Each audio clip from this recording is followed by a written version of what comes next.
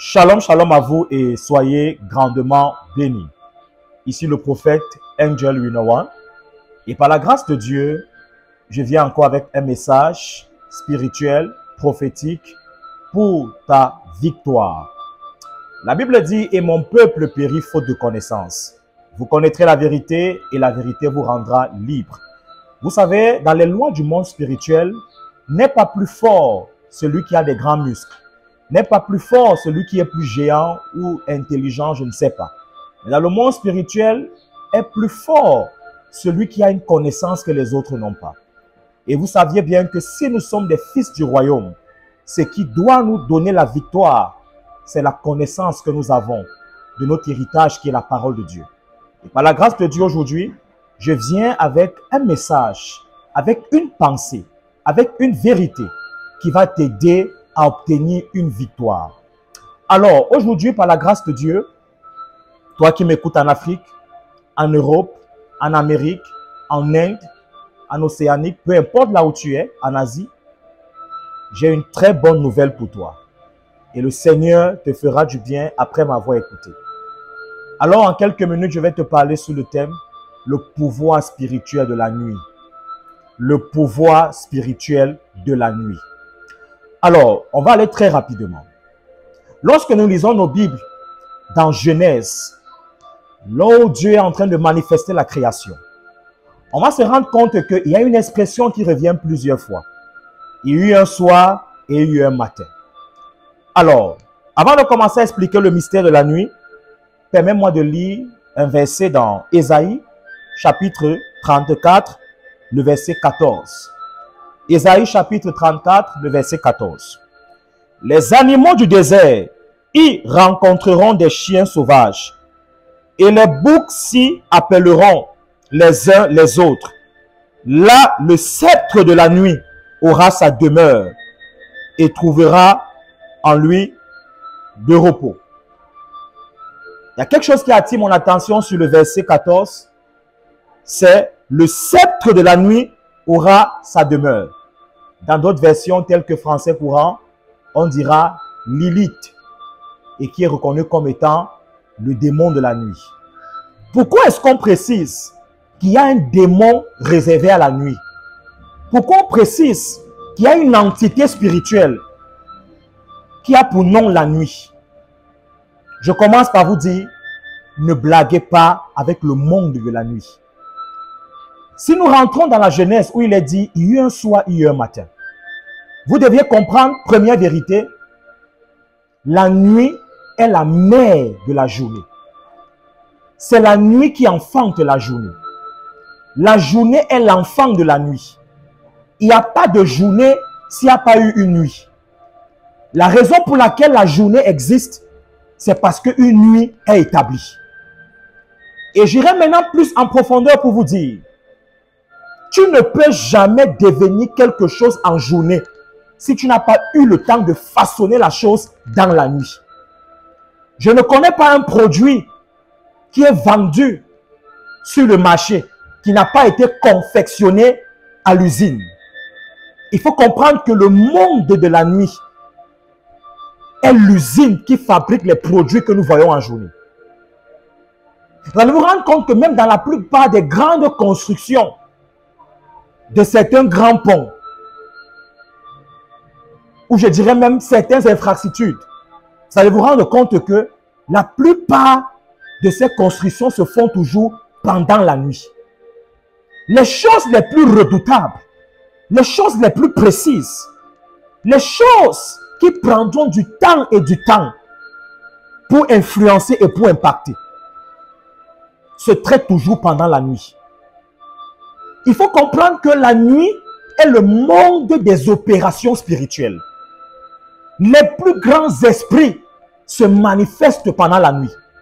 C'est pendant la nuit que les plus grands décrets se signent.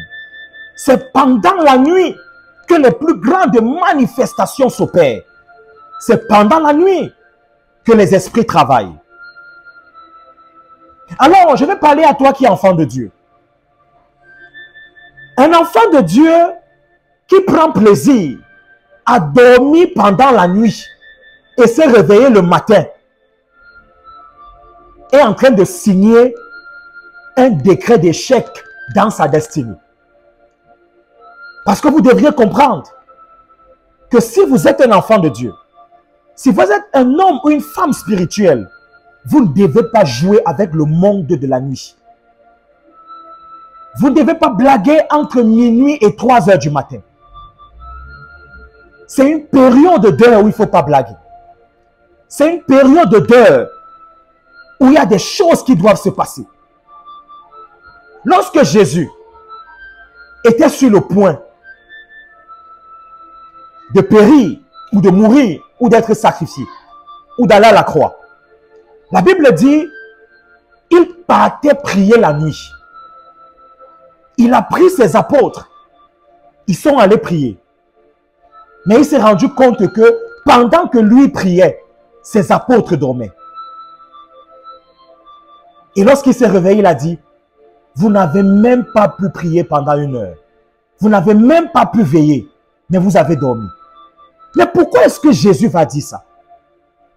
Vous comprenez que si vous êtes des enfants de Dieu, si vous êtes des fils du royaume,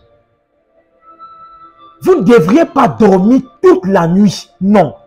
Même si vous êtes fatigué comment, vous devriez toujours trouver un moyen, même si ça vous prend quelques minutes, pour prendre le soin de signer votre décret, qui prendra le soin de s'accomplir et dont vous allez vivre le matin en journée. C'est une vérité que vous devriez comprendre. Un enfant de Dieu doit prier pendant la nuit. Un enfant de Dieu doit prier pendant la nuit. Un enfant de Dieu doit prier pendant la nuit.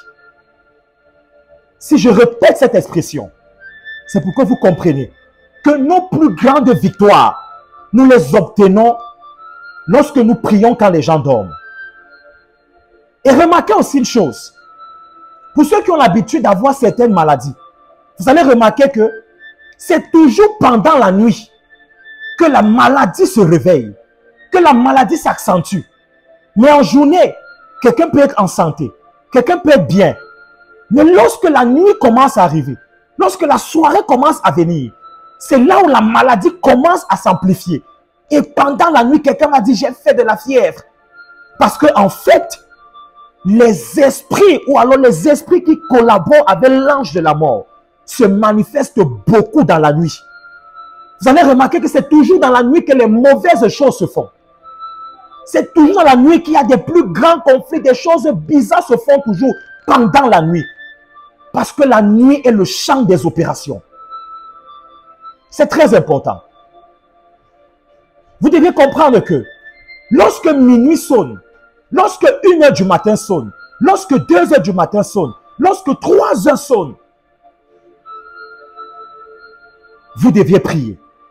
Vous devriez avoir au moins 1 heure ou quelques minutes où vous parlez dans le monde spirituel. Et vous qui êtes en train de m'écouter, je suis sûr qu'il y a un phénomène que vous avez déjà vécu, où vous êtes en train de dormir et puis brusquement vous vous réveillez pendant la nuit. Et pour ceux qui ont bonne mémoire, si vous avez souvent regardé votre montre, vous allez vous rendre compte que l'heure à laquelle les gens se réveillent toujours brusquement dans la nuit, c'est 3 heures du matin. Parce que 3 heures du matin est l'une des heures les plus terrifiantes de la nuit. Bon, on dit 3 heures du matin, mais c'est la nuit. C'est quelque chose que vous devez comprendre. Lorsque tu ressens qu'il y a un esprit qui t'a réveillé pour prier, ne te rendons pas sans avoir prié. Ça veut dire qu'à l'heure où on t'a réveillé là, il y avait un décret qui était en train d'être signé contre toi. Et Dieu a pris le soin de te réveiller, soit par son esprit, soit par un ange, pour te lever afin de contrecarrer le décret qui est en train d'être écrit contre toi.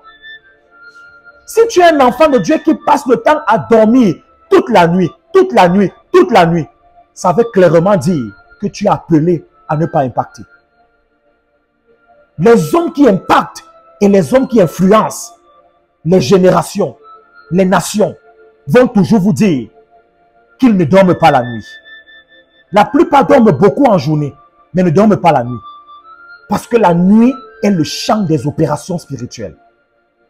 Si on dit qu'il y a un esprit qu'on appelle Lilith, ou qu'on appelle le sceptre de la nuit, un esprit comme ça qui a pour nom la nuit, ça veut dire que ses opérations sont nocturnes. C'est toujours dans la nuit quand vous dormez qu'il y a les réalités des couches de nuit, des repas nocturnes, des attaques. Parce que la nuit est le monde des opérations. Ne dormez pas la nuit. Ça ne veut pas dire que toute la nuit vous allez veiller, non. Mais il y a des nuits comme ça où le Saint-Esprit peut te dire, ne dors pas, mais prie le Seigneur. Parce qu'il y a quelque chose qui doit se passer. Le psalmiste pouvait dire qu'il dévançait l'aurore. Ça veut dire qu'avant que la journée n'arrive, avant que le soleil ne se lève, David dévançait l'aurore. Il parlait à Dieu. Il commandait déjà pendant la nuit. Parce que comme j'ai dit au début, la nuit est la mère de la journée. C'est la nuit qui enfante le jour. Ça veut dire que tout ce que tu veux voir se manifester pendant la journée, prends le soin de confectionner ça dans l'usine de fabrication qui est la nuit. La prière, la louange. La Bible dit que lorsque Paul et Silas étaient en prison, à minuit, ils ont commencé à louer Dieu. Pourquoi ils n'ont pas loué Dieu avant minuit? Paul était un homme spirituel et Paul connaissait les mystères de la nuit. La Bible dit que quand Paul a commencé à louer pendant la nuit, un ange est venu les sortir de prison. Il y a des anges qui ne se manifestent pas en journée. Et laissez-moi vous dire que les anges les plus redoutables se manifestent pendant la nuit. Et les mauvais esprits les plus redoutables opèrent aussi pendant la nuit. Un enfant de Dieu qui veut impacter dans sa génération, c'est un enfant de Dieu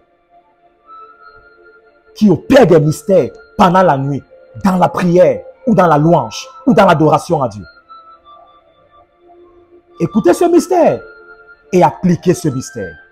Je vous promets, vous qui êtes en train de m'écouter, si vous développez la capacité à commencer à prier entre minuit et 3 heures du matin, soit 1 heure de temps, soit même 30 minutes, soit même plus, vous allez voir un impact commencer à se manifester dans votre vie. Vous allez voir la main de Dieu commencer à vous secourir. Vous allez voir les anges de Dieu commencer à opérer avec vous. Parce que les esprits opèrent dans la nuit. La création s'est faite pendant la nuit. Il y a eu un soir et il y a eu un matin.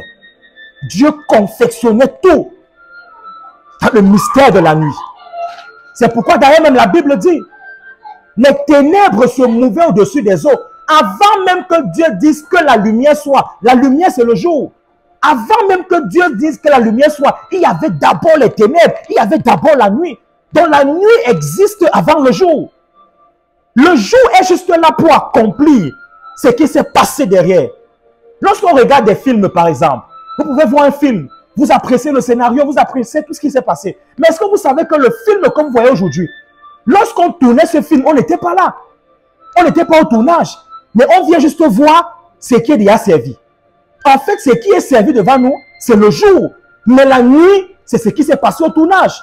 Ça veut dire que quoi? Si tu veux que le film de ta vie soit exposé au grand jour, afin que des gens témoignent la gloire de ton Dieu, que les gens témoignent ta force, témoignent tes bontés, témoignent ce que le Seigneur fait avec toi, s'il te plaît, tu dois créer ton scénario qui est la nuit.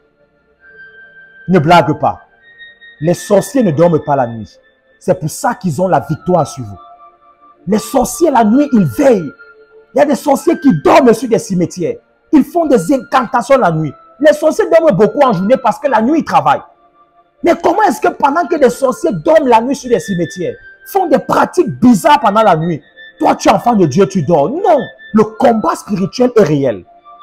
Tu n'es pas toujours appelé à dormir toutes les nuits, mais tu es appelé à te lever, à batailler, à prier, à contrecarrer, à renverser, à détruire. Pendant que tu pries la nuit, tu renverses les systèmes diaboliques qui sont en train d'être conçus pour attaquer ta journée. Et lorsque tu renverses, tu construis ta part de système maintenant.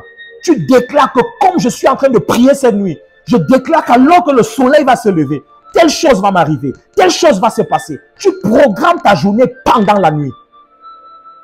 Les plus grands chefs d'État, des grands entrepreneurs qui vont m'écouter par exemple, ne seront pas perdus dans ce que je dis. Parce qu'ils savent que les plus grandes décisions se signent la nuit. Il y a un adage qui dit, la nuit porte conseil. Oui, parce que dans la nuit, tout est calme. Dans la nuit, La chair meurt et l'esprit se réveille. La raison pour laquelle tu dors et tu as des songes, des rêves, des visions, c'est parce que ta chair meurt et ton esprit se réveille. C'est ton esprit qui commence à se mouvoir, à monter et à descendre et à rencontrer des choses. Et c'est pour ça que si ton esprit n'est pas assez solide, il est probable que des démons, des mauvais esprits renversent ton esprit. Tu dois prier la nuit. Je voulais te communiquer cette vérité pour que tu comprennes que tu dois fabriquer ta journée pendant la nuit. Personne d'autre ne viendra faire ça à ta place. Tu as déposé ton CV quelque part. Tu attends qu'on t'appelle. Avant d'aller déposer ton CV, lève-toi la nuit. Parle à ton CV. Parle à l'entreprise où tu es en train de partir. Et lorsque tu as déposé ton CV, la même nuit, parle encore et tu verras la main de Dieu. Et je prie le Seigneur que la grâce de prier la nuit soit ta portion. Et si tu veux expérimenter des choses, des plus grandes apparitions, c'est dans la nuit. Entre dans ta chambre, ferme la porte, éteins la lumière.